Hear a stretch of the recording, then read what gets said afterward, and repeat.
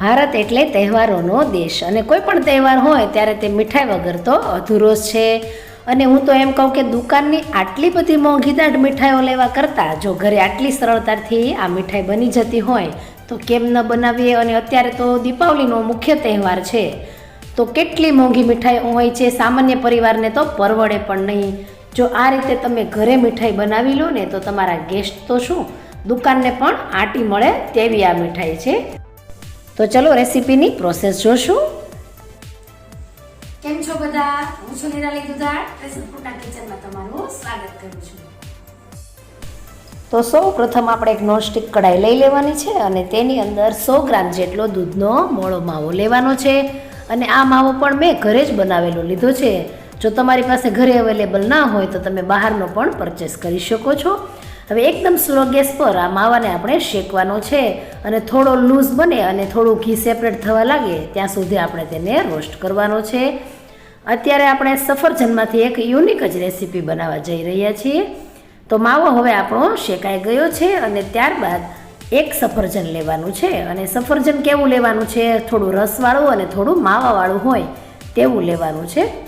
માવાવાળું સફરજન લેવા જાઓ ને તો તે વજનમાં હલકું હશે અને જ્યારે રસવાળું સફરજન હશે ને તે થોડું વજનવાળું હશે. તો બધી છાલ ઉતારીને સફરજનને છીણવાનું છે અને તે પણ થોડો વજન દઈને છીણીશું એટલે જે કળી પડે છે છીણવાથી તે બધી ખૂબ જ સરસ મોટી બને અને રસ થોડો ઓછો નીકળે. હવે આખું સફરજન ખમણી લીધું છે અને હવે સફરજનને જે આપણે માવો શેક્યો હતો તેની અંદર લઈ લેવાનું છે. તમે કલર જુઓ તેનો એવો ને એવો છે ને, તો એ ખાસ ધ્યાન રાખવાનું છે કે તેનો કલર જળવાઈ રહે.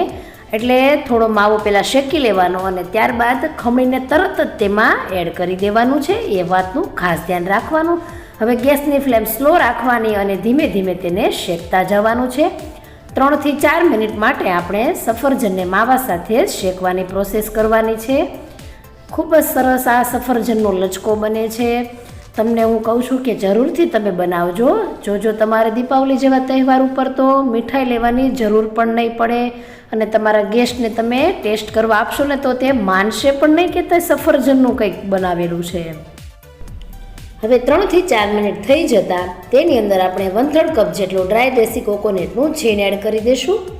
અહીં તમારે ઘરનું પણ જો લીલું નાળિયેર હોય તો તમે એ પણ એડ કરી શકો છો, પરંતુ ડ્રાય દેશી કોકોનટનું છીણ એડ કરશો તો તેની લાઈફ વેલ્યુ વધી જતી હોય છે. હવે 1/4 કપ જેટલો બદામનો ભૂકો લઈ લેશું. 1/2 કપ જેટલી ખાંડ એડ કરી દઈશું અને ફરીથી તેને મિક્સ કરીને આપણે શેકવાની પ્રોસેસ કરવાની છે. જ્યાં સુધી ખાંડ મેલ્ટ ન થઈ જાય ત્યાં સુધી આપણે તેને સ્લો ગેસ પર જ શેકવાની પ્રોસેસ કરીશું. અહીં તમે બદામના બદલે કાજુનો ભૂકો પણ લઈ શકો છો અને ખાસ ધ્યાન રાખવાનું કે આ બધી જ પ્રોસેસ સ્લો ગેસ પર કરવાની છે જેથી તેનું ટેક્સચર અને તેનું પોષણ બધા પોષક તત્વો બધાય જળવાઈ રહે.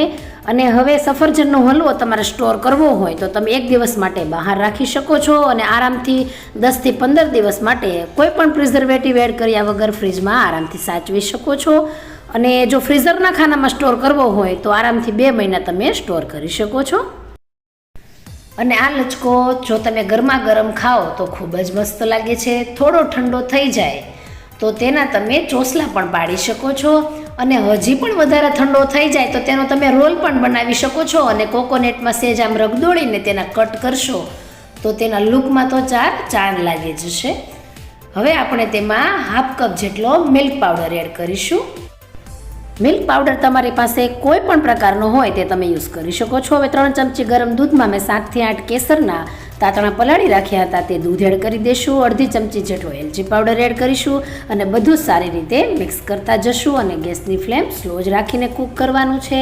અહીં કેસરનું દૂધ એડ કરીશું અને એલચી પાવડર એડ કરીશું એટલે જે આપણે આ સફરજનનો લચકો બનાવીશું તેના ટેસ્ટમાં ચાંદ લાગશે અને તમે ખાશો તો તમે માનવામાં જ નહીં આવે કે આ સફરજનની કોઈ સ્વીટ છે. તો હવે મિશ્રણ પેન છોડવા લાગે ત્યાં સુધી તેને કૂક કરવાનો છે. તો હવે મિશ્રણ પેન છોડવા લાગ્યું છે એટલે ગેસની ફ્લેમ બંધ કરી તેને સર્વ કરી લેશું. તો એક બાઉલની અંદર ગરમા ગરમ લચકો સર્વ કરીશું. જો ઠંડો થઈ જાય તો લચકો તમે પેંડા કે ચોસલા પાડીને પણ સર્વ કરી શકો છો અને વધારે ઠંડો થાય તો પછી તમે તેને રોલ પણ બનાવીને કોકોનટમાં રગદોળી તેને સરસ લુક આપી શકો છો. તો આ લચકો ફ્રેન્ડ્સ જો તમને ગમે તો જરૂરથી આ દિવાળી ઉપર તમે બનાવજો, ખૂબ જ સરસ બને છે.